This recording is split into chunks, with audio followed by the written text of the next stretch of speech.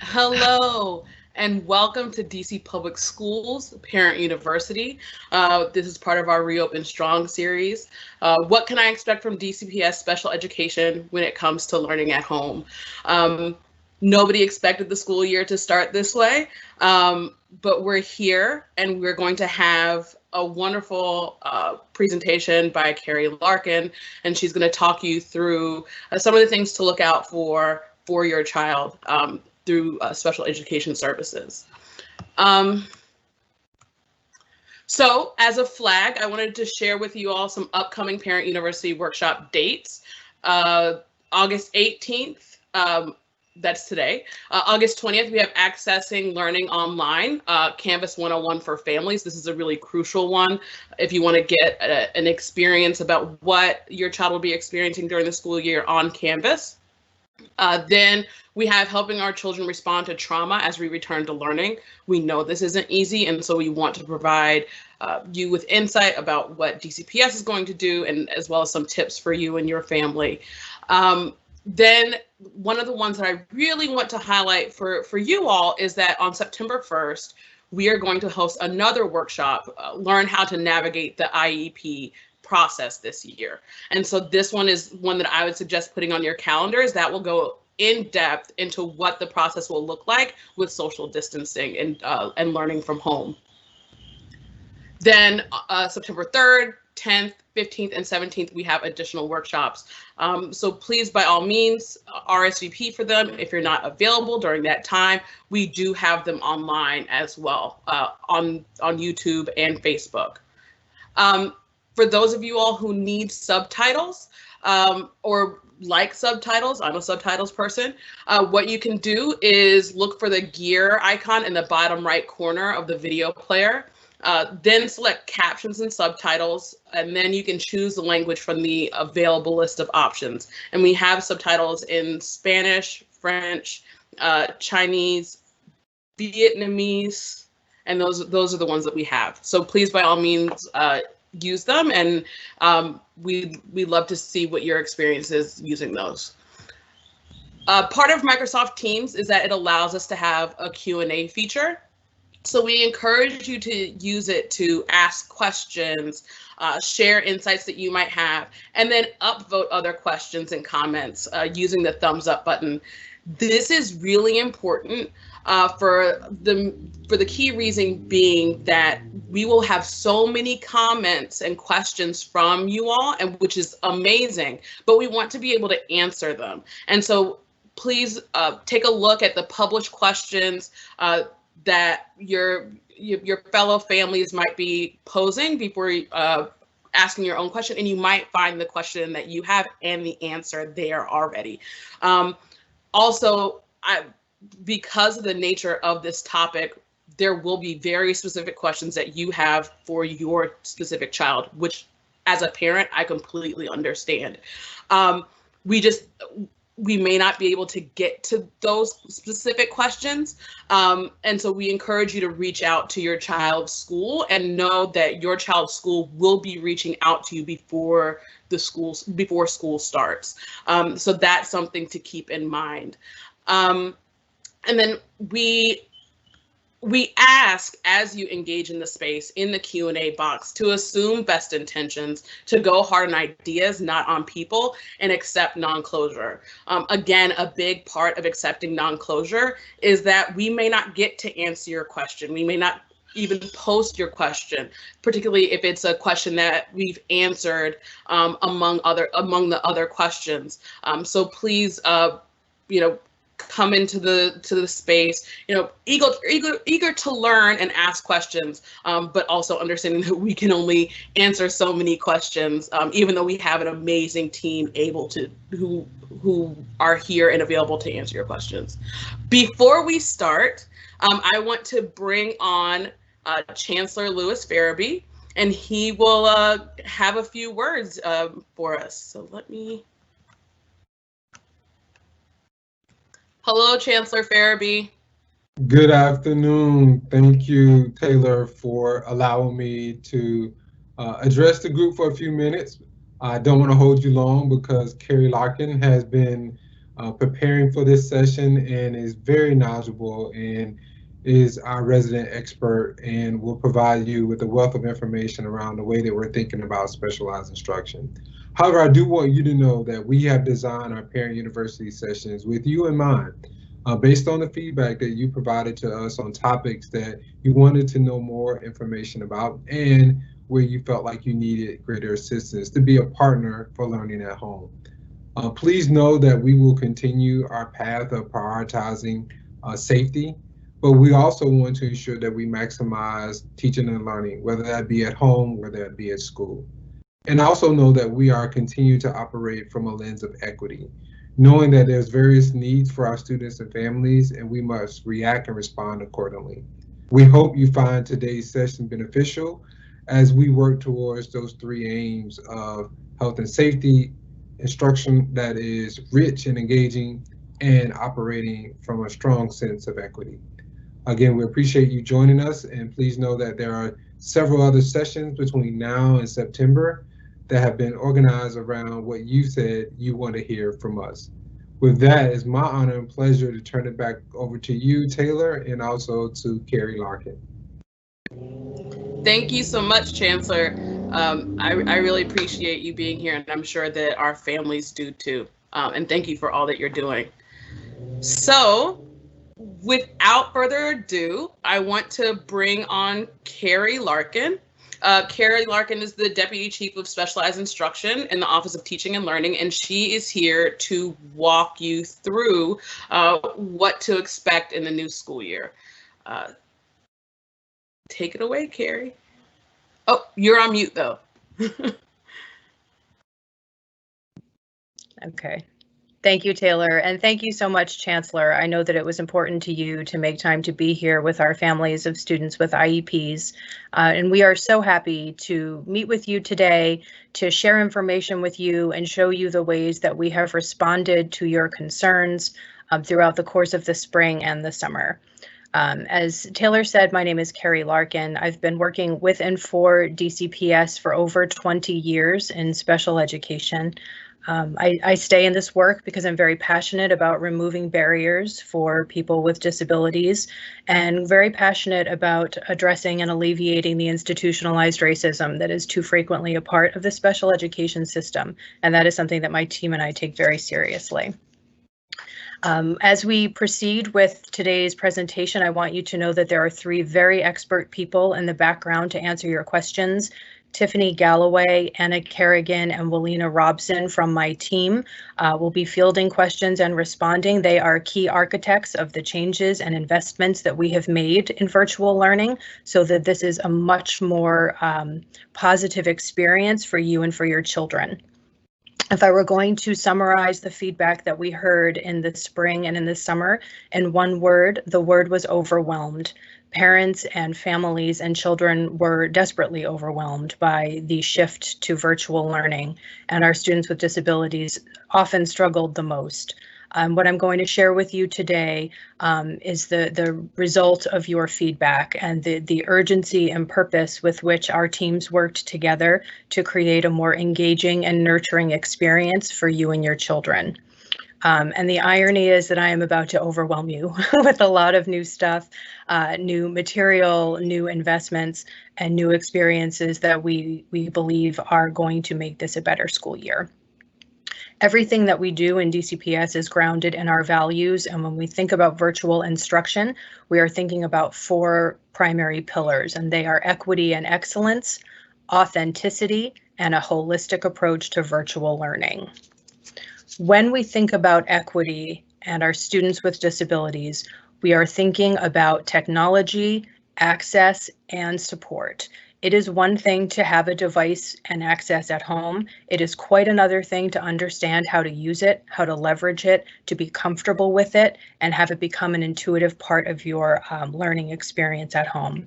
Parents will have more support in utilizing the devices that are at home with their children, and we will talk more about that in the course of this presentation. Excellence is something we strive for every child in DCPS. We believe that having a rigorous and rich instructional experience will help students, every student, meet our high expectations. And for our students with IEPs learning in a virtual space, we have increased the instructional opportunities through both general and special education investments. We've worked across multiple teams to increase the accessibility and supports so that all students can stay engaged in grade level, meaningful, and modified content. Learning, as you know, needs to be authentic if students are going to remain engaged in it. And we heard from many families that their students with IEP struggle to stay engaged in online learning. So everywhere possible, we are looking for opportunities to build a bridge between content, related services, and home. We believe we can make authentic, relevant learning in a virtual space. And one example of that is when school starts, all DCPS kids will be engaged in a cornerstone activity called Living Through History. It's a multi-content experience reflecting on the spring and the summer and the fall that we find ourselves in. To Taylor's point, it was not the fall we were hoping to have. We very much wanted to bring your kids back to school, and we have to follow the safety guidance. A particular way in special education that we are working to make learning more authentic this year for your children is better involving related service providers in the core content and the core instruction. You know that related service providers have always worked closely with teachers. The providers have much more accent to the authentic, accessible content this year so that we are building better bridges between learning, services, and experiences that students are having at home. And we are quite sincere and committed to taking a holistic approach for students and teachers and families. We are invested in your wellness. We care about your wellness, and we want you to have a successful, peaceful, happy home this fall. That includes building into a student's daily schedule brain breaks for movement, for breathing, for snacks, for meditation, for time with pets and families and friends. We will talk about and see what this looks like in the example of the daily schedule.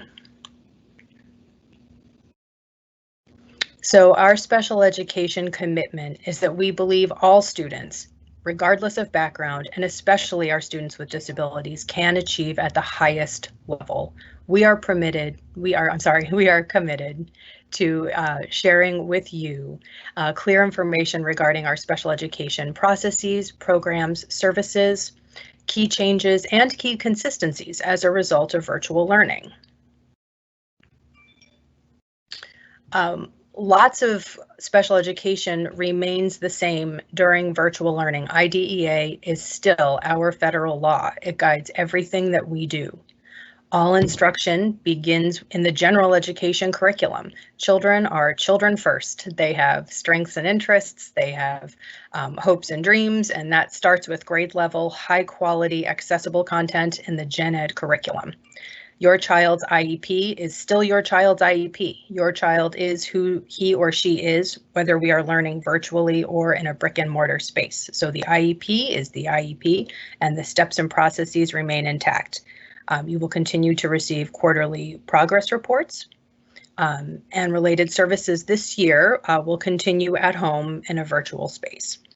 These are key continuities for special education services, and Taylor's going to advance the slide, and we're going to talk about some of the key changes from the spring and the summer that are a result of feedback we heard from you and from your children's teachers. The first thing that we heard is that children were more engaged when they had live instruction with a caring adult. That adult might have been a teacher or a related service provider or a paraprofessional. Live experiences may have included social experiences with friends. We know that students were better engaged when they had people and friends that they cared about on the other side of the screen, and we're committed to more live instruction, and we will show you what that looks like. We also heard that parents need a streamlined platform. Parents were overwhelmed with emails, with websites, with resources, and all these different ways and places to engage kids. They needed us to provide more structure and organization, and I'll show you how we are doing that through streamlined platforms that are consistent across all students and teachers in DCPS. We are increasing structures for collaboration between teachers, related service providers, and families, and then increasing our targeted supports to families so that there continues to be an open dialogue between what we structured and supported and understood to be happening and what's actually happening in your homes with your children. So in terms of more live instruction, students and families can expect to engage in live lessons with their classmates following a predictable daily and weekly schedule. This includes whole group learning, small group learning, and individualized learning experiences that may be with a teacher or a paraprofessional or a related service provider. There are sample schedules on the DCPS Open Strong website, but we're going to take a look at a self-contained schedule. It's a sample schedule to help you understand what this could look more like. This is a lot to take in, and I understand that it's a lot to take in. Let me direct your attention to a few key components of this weekly schedule. And let me offer the caveat that this is a sample of a self-contained schedule, and you will be receiving your child's schedule from their school.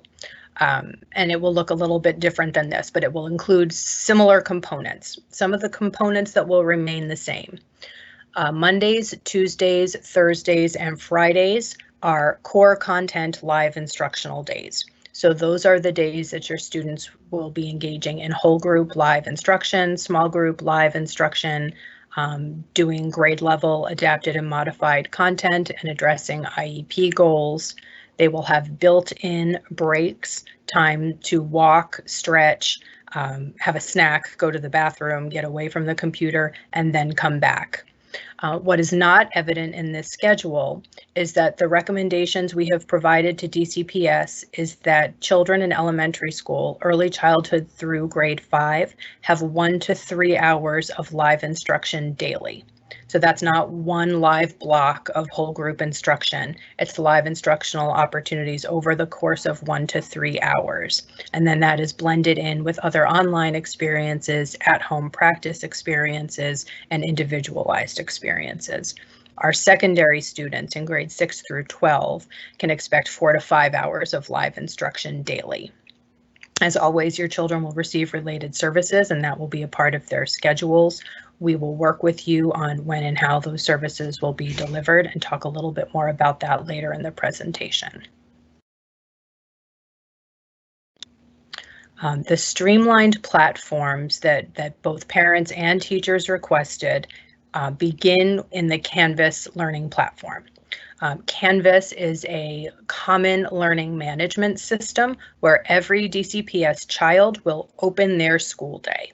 Canvas, if you imagine this, is like walking through the school door. It's where every child and teacher will begin their day. It's where attendance is officially taken. And from Canvas, students might go to the Canvas course companions to do adapted grade level content. They might go to another online platform like Clever for more modified content, such as attainment. We will continue to use Microsoft Teams for live meetings, but Canvas is where all instruction for DCPS students begins, and it's where their attendance will be taken, and it's how their week will be organized. In the first place, they meet their teacher daily. to support parents and like learning Canvas and supporting their child, because we know that it was really hard for parents to adapt to online learning as well as learning the devices. We are building parent training and support for technology into the first weeks of school. There will be more technical assistance available to you. We are continuing to do parent universities throughout the course of the year quarterly, so that there's an additional feedback opportunity for you to bring to us your questions and concerns, what's working and what's not working. Our parent resources guide is currently available on the DCPS website as well as the DCPS Open Strong website, and that has some key continuities and changes as a result of virtual learning in the special education process. We are working to increase collaboration between parents, teachers, and related service providers. We know it is so much for families to take in, especially if they have multiple providers, multiple teachers, and their students have complex needs. So every student with an IEP in DCPS will have what's called an individualized distance learning plan that is developed in collaboration with teachers and parents by September 30th. So again, I want to reiterate, the IEP is still the legal document. The IEP is the foundation of everything we plan and do. The individualized distance learning plan establishes weekly expectations for how we implement that IEP in a distance learning model. The distance learning plan is a new requirement, as all of you know, and it's new for teachers too. What it is a collaboration between the relevant stakeholders to talk about strategies and supports and resources that promote accessible learning in a virtual space. It doesn't change the annual goal, it doesn't change the accommodations, but it talks about what we need to do differently in a virtual space to best support your child at home. It does not replace the IEP. It doesn't require an entire IEP meeting, and we don't envision having to have multiple meetings around the distance learning plan. It is a beginning of the year conversation to help families and teachers and related service providers connect and share the resources and needs and strengths of students so that we have a more successful fall. The form for the individualized distance learning plan is something you will see in the month of September. You'll receive a phone call early in September from your child's teacher and talk about what the plan looks like for the virtual school space.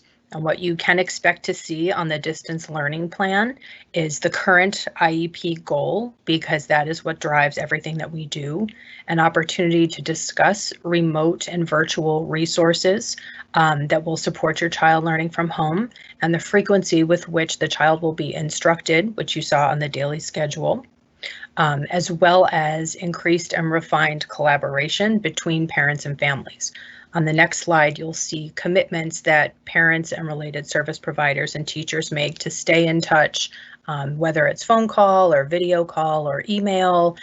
You will automatically receive the progress reports, and then there will be school-based communication as well.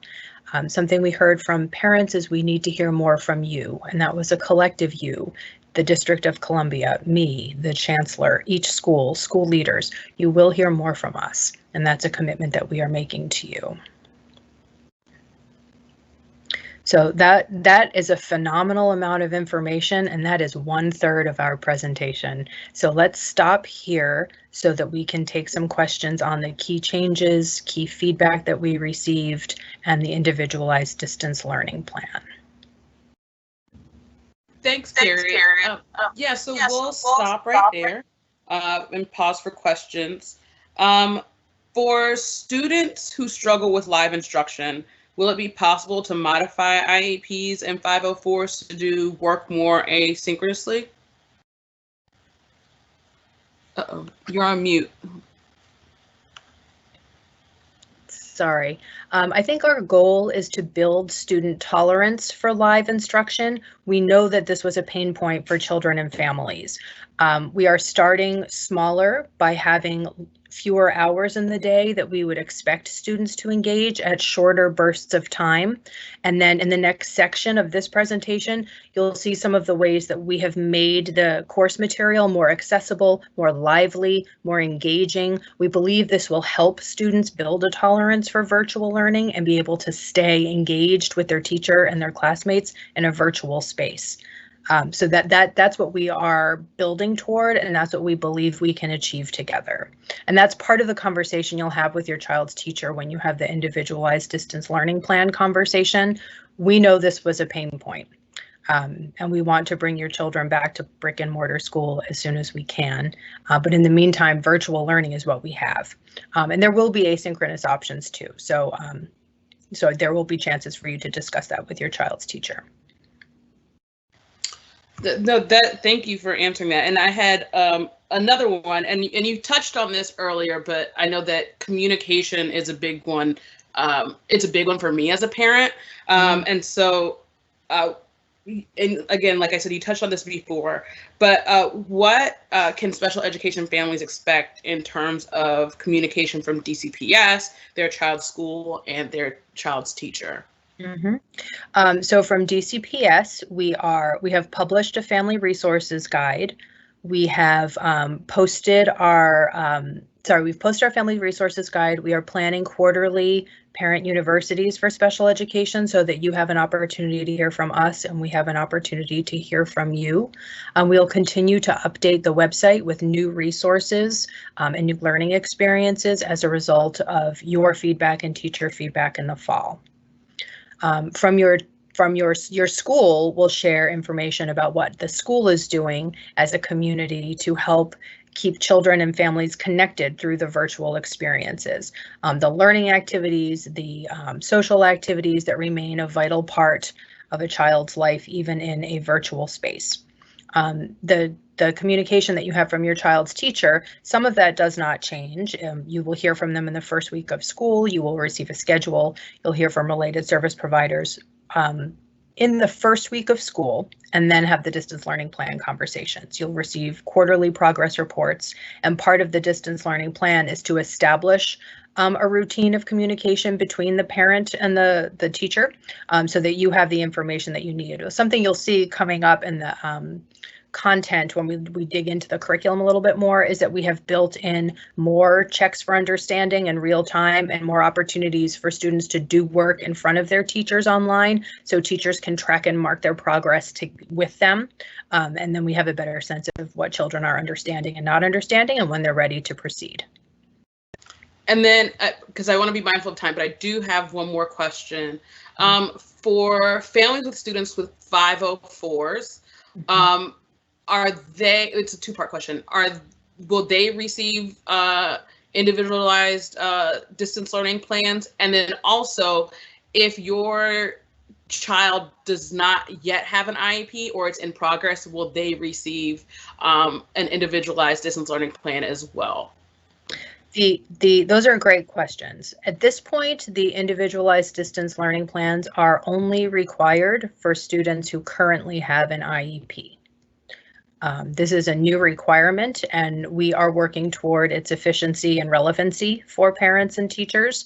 It is not a requirement for students with 504 plans, nor is it required for children who are in the process of being identified. That's the quick and clear answer, but I would always want to add there is room to discuss this. If you are the parent of a child with a 504 plan, there's a 504 coordinator at your child's school, and that person can help you translate the 504 plan into a virtual space. Thanks, Kerri. So we're going to keep moving, but we will have opportunities for additional questions with each agenda item. Also, we do have, if you're unable to stay the whole time, this is being recorded and it will be posted on YouTube. So wanted to make that available, especially for reference again. So passing it back to you, Kerri. Thank you, Taylor. So some of the questions sort of alluded to what is my child going to experience in the curriculum? And I am nervous because my child was not very engaged in an online curriculum in the spring. So let's look together at what the curriculum will look like in school year 2021. And we really believe these investments are going to make a difference. As I shared before, all school begins in Canvas, and that is where attendance will be taken. In Canvas, we have the grade level content and curriculum for all students, including students with disabilities, in the form of Canvas course companions, which is the content. Canvas is embedded with accessibility features. Some of these are immersive reader, which means that the content can be read aloud to your child, or translation into another language for your child, or dictation that your child could speak back. These are features embedded in Canvas that help all children, if they're children with IEPs or 504 plans or language learners, or any child, better access the grade level curriculum that's available. When you go to school each morning on the computer, this is what you're likely to see, or something very close to it if your child is in elementary school. There's a welcome page and a landing page with a little note from the child's teacher. It's colorful and joyful, and it has an icon that will help you just sort of click to where you need to go each day. This is what we were talking about when we were saying school opens. This is like walking into your classroom. Welcome to second grade. This is what your classroom looks like. And then the second slide is your weekly schedule, which you would click on each day, and that will help you know where to go, with links to either the course companions or the highly modified content through Clever. So let's say your child is included and your child is working on social studies. What you're looking at right now is an example of a social studies lesson in a Canvas course companion that is meant to be more engaging and interactive for each child. Now, we can't play a live video for you through this format, but what you will see in the Canvas course companions is called Universal Design for Learning, which means that it is designed and built for all students to access in multiple modalities so that they can participate in the grade level curriculum. This is a quiz that children would take online in real time, and their teacher will watch their answers. And that way, if there is a misunderstanding, it can be corrected. If there is understanding, the child can proceed, and there's more than one way to respond to the question. So this increases the accessibility for all children, most especially children with disabilities.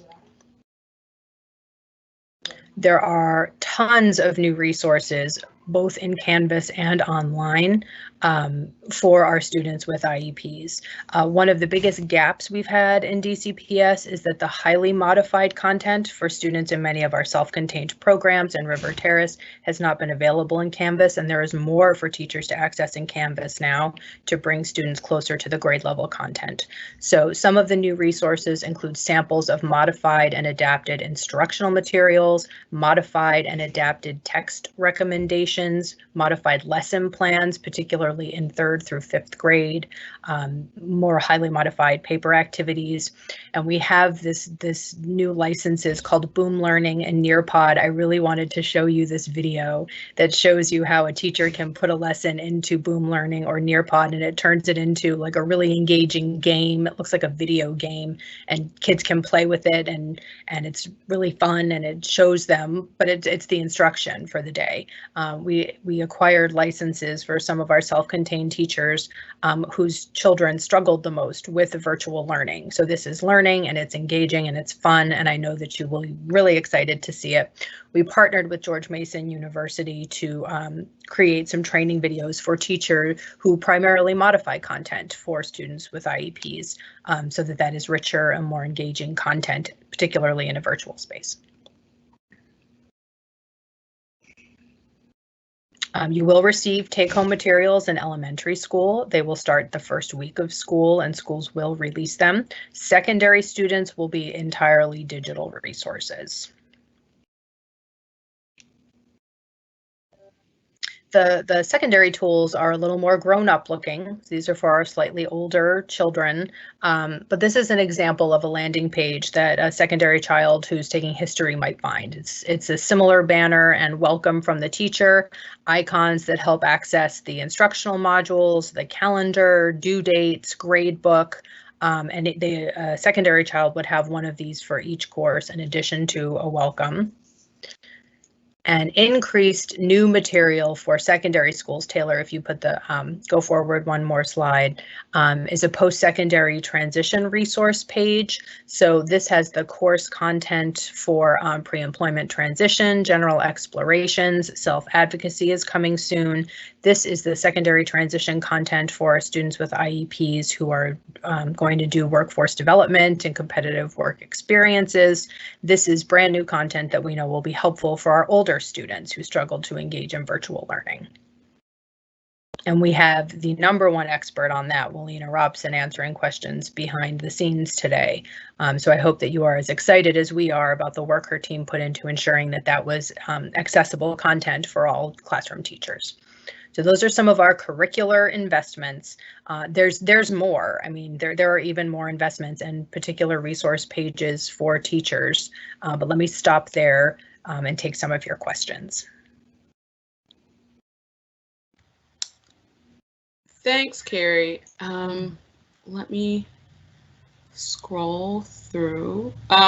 We did have someone who asked a question of what is a 504 plan? What does that mean for families who aren't familiar with that term? Mm-hmm. A 504 plan is a little bit different than an IEP. A 504 plan is for a child who has a disability, but it does not impact their ability to engage in grade level instruction or require specialized instruction. So perhaps a child with asthma, this is just a super broad example, a child with asthma who has a need that needs to be addressed in school might have a 504 plan. Or a child who needs to take medication throughout the day might have a 504 plan, but they do not require specialized instruction to access the content. Great. And then if you think that your child might need an IEP, and I know that you'll talk about this on the workshop on the 1st, who should they reach out to at their school? They could reach out to the teacher or the principal or the LEA representative designee and say, I suspect that my child has a disability. And okay. I would like to initiate the referral process. And we will talk much more about the IEP process, the eligibility process on the 1st. We'll go into more detail about related services as well. So we're gearing this information and presentation about the curriculum and the learning experience and what it means to learn from home. The September 1st session will be a much more sort of technical session around the IEP process, eligibility determination process, and related services. Okay. And then what curriculum will be used with self-contained classes? We have up to 8 different kinds of self-contained classes in DCPS, and they are outside of Gen Ed for different reasons. So some of our self-contained classes primarily use the grade level content with accommodations and modifications. So those classes leverage the Canvas course companions with some of the adapted and modified and accommodated materials we talked about earlier. Some of our students who are more impacted by their disabilities, many students in the CES and ILS programs that are primarily for students with autism and intellectual disabilities, may leverage the Canvas course companions and grade level content because we want them to have those learning experiences. But we also have core content known as attainment.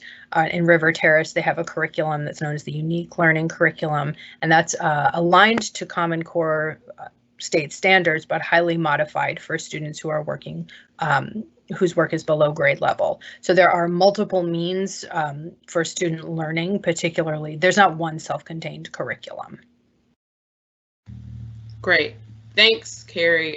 So again, keep asking questions, folks. We're gonna keep going, but hope, and as again, we have some amazing DCPS experts here to answer your questions. So if we don't get to them verbally, somebody will be answering them for the most part via text in the Q&A.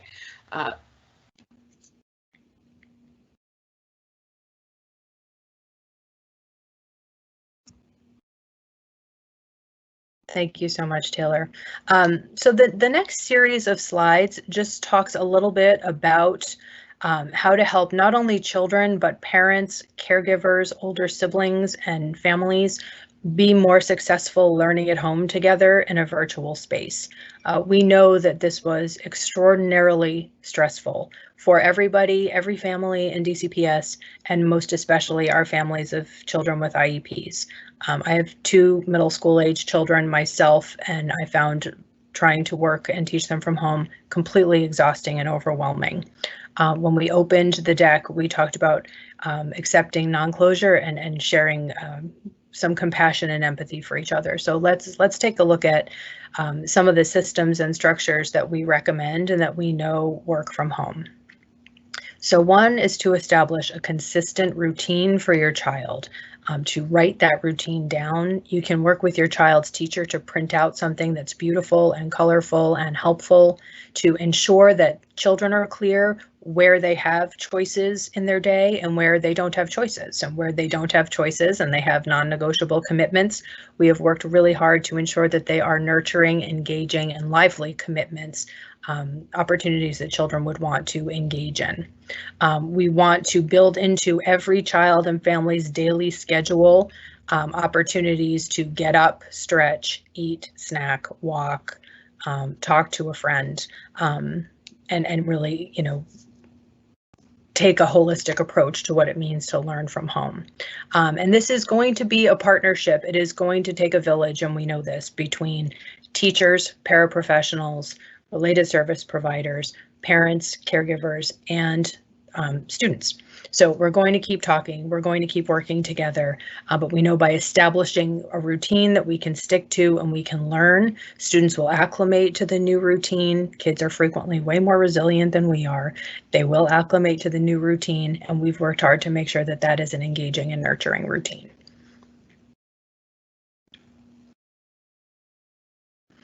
The brain breaks we have found are key, and I'm sure every one of you at home, like myself, also needs to take daily brain breaks. They reduce fatigue and distraction and lack of focus, and that sometimes just leads to exhaustion and resentment and a feeling like I just can't even do this.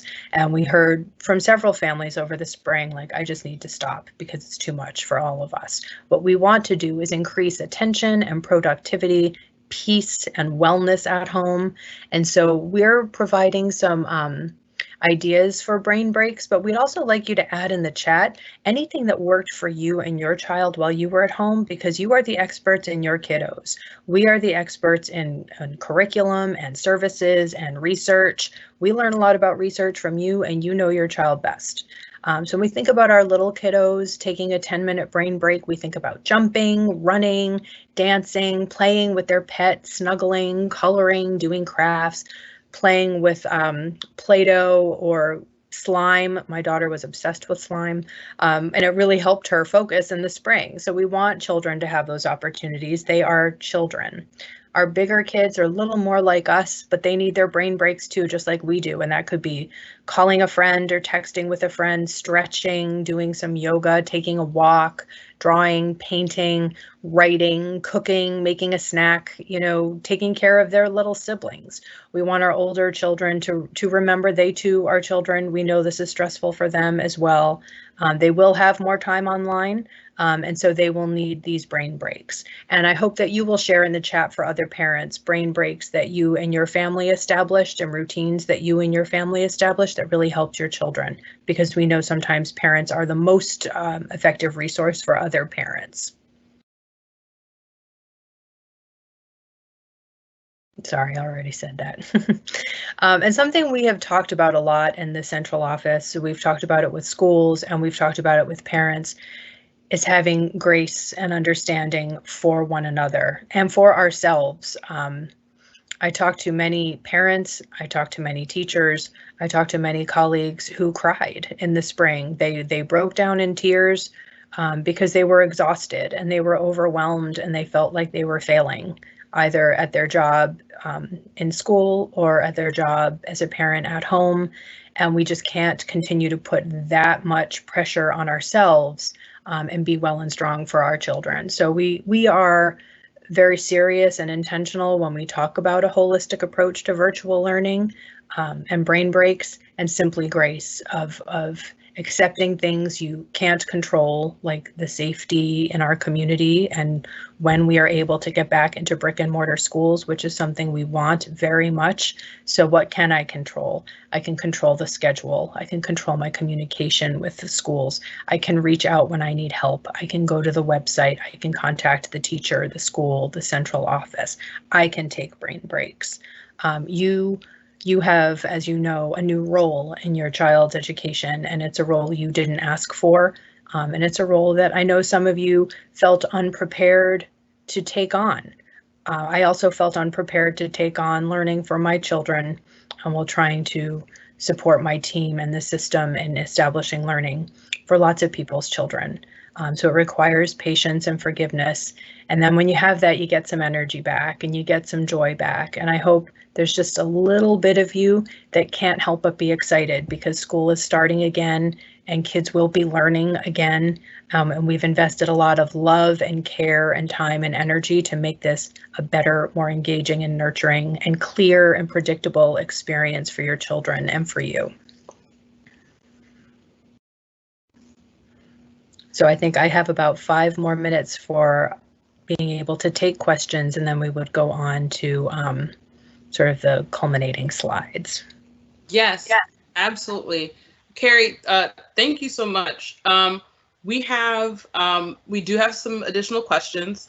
We have one of our families, they said, my son will start first grade. It was harder for me to keep him engaged the days that he had math, grammar, and speech therapy on the same day. I would like to know if the school time between K, first and second grades will be different than the upper levels, especially with IEPs. I think that is the case. I don't want to speak on behalf of each school because schools have some flexibility in how they designed schedules. Can you repeat the question, Taylor? There was a lot in that question.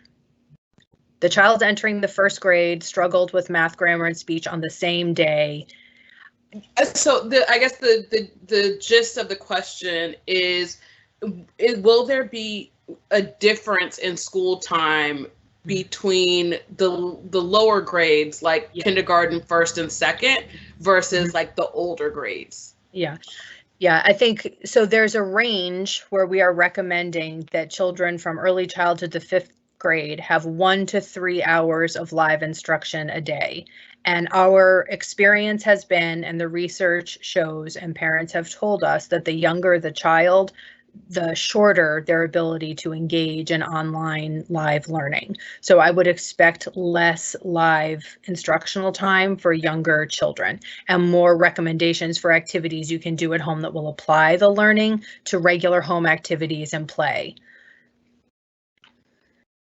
And actually your answer leads beautifully into this next question. Are parents being prepped to assist children with behavior issues like focus activities? We have a lot of families who, are concerned about whether or not their child will be able to sit through continuous online instruction. So that's a question that keeps popping up. Yeah, and so part of the individualized distance learning plan is to help talk and think through those very things, because in that question, I actually hear 2 different challenges. One is my child has behavioral needs, whether they are in school or learning from home, and then this learning from home is creating behavioral needs that didn't exist in a child before because it's frustrating to learn online and it's not the same as being with my teacher and with my friends. And so in the first case, if you are the parent of a child who has behavioral supports as part of their IEP, then we will absolutely be talking about what those supports look like in a distance model. And then if you are, like so many parents, a parent of a child who's struggling in the virtual space, we will highlight and share with you some of the ways we believe it will be less of a struggle this year, because the curriculum and the daily experience will be so much more engaging and in shorter periods of time. Great, thanks, Kerri. Let's keep moving forward, and we'll answer more questions at the end. Oh, well, let's see. I thought there was more. So one question that also continues to pop up in this first term, through to November, will there be any physical accommodations available in the fall for students with an IEP? I want to make sure that I understand that question correctly. So if by physical accommodations, we mean more like medical, like children who have medical needs that are part of their IEP, I know that many families were able to access nurses in the home through Medicare. But in terms of like actual physical contact with people, the answer is no. As long as we are in an entirely virtual space, we have to follow the safety guidance. So we will be working with you and sharing with you how we will support children through the distance model. And again, work to open schools when we can. That's what everybody wants to be able to do. Great. And then another question that we have is, how will remote evaluations and eligibility determinations be completed for children who are identified as needing support during remote learning or due for their triennials during remote learning? They will be done virtually. We have spent the related service team, and again, we'll go into much more nuanced and sort of sophisticated detail about this on September 1st, because then our director of related services will be available. But that team has spent the entire summer learning everything they can learn about virtual assessment, so that we can continue the process. We do not want to stop the process. Virtual assessment will be the norm until we can get back together with our students. And that will allow the process to continue and for students to receive the supports and services that are available during virtual learning.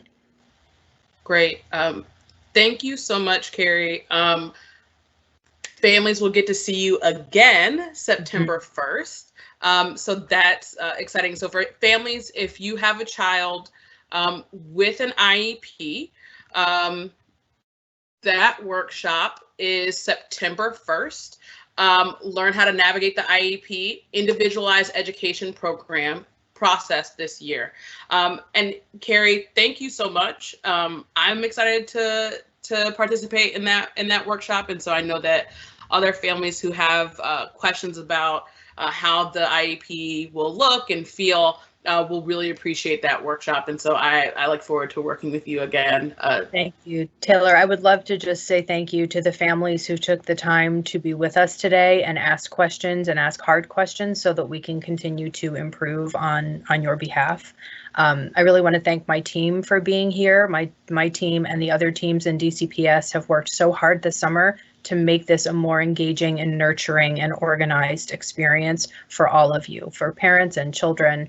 We really want what's best. So thank you so much for your time, and I look forward to seeing you on the 1st, and thank you to the comms team for setting this up. Thanks, Kerri. So again, we do have the workshop all about IEPs on September 1st. We do have additional workshops. We had questions about Canvas. So our next workshop on August 20th, which is Thursday, is about Canvas. And so I know that this is a major one. We had families asking questions about, is this something that everybody will be using? What will it look like? This is the workshop to be part of. And so we're really trying to, as the Chancellor said, and as Kerri said, we're really trying to be aware of how to best support our families so that, you can best support your children.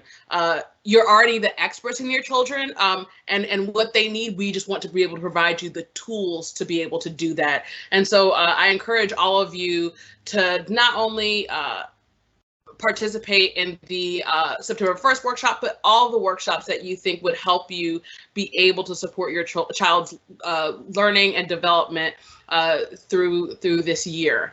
And you can RSVP for all of them at the bit.ly link, bit.ly/DCPS Parent U RSVP. Again, for those of you who might have missed some previous workshops, we are posting them on YouTube the next day. And so you can see all of the Reopen Strong Parent U workshops at bit.ly/Parent U Reopen Strong. And so when you have the time, I know it's hard to find time as a parent these days, but when you have the time and you want to review, we encourage you to go back over to YouTube and watch the videos again. For all resources, we have frequently asked questions. We have a whole section about technology. If you have devices already, what devices work best with our platforms. So we encourage you to visit the DCPS reopenstrong.com to access additional resources and find your frequently asked questions. It's also really important, again, we're building these workshops with our families in mind. And so we want to know whether or not we missed the mark, or if you'd like to see more of these. So we encourage you to visit bit.ly/Parent U Eval 19. And just to let you all know, all of these bit.ly links is what we call them. They're case sensitive. So if the text that you're seeing is in lowercase, it has to be in lowercase. If it's in uppercase, it has to be in uppercase. So again, if you haven't gotten your, if you haven't filled out the survey for your child's device and you need one, please fill out the survey at bit.ly/DCPS Tech Access. And this is really key so that the schools can get your technology to you on time, so that you have technology, so that your kids can dive right on in. And as always, if you have additional questions, we encourage you to email parentu@k12.dc.gov. I will be the one, for the most part, responding to your emails. And so I will try to get you the best answer as quickly as possible. Try to give me 24 hours to get you the answer. And so, but we really look forward to working with you all and seeing you all and wishing your family the best of luck in the school year. You've got it. You know your kid.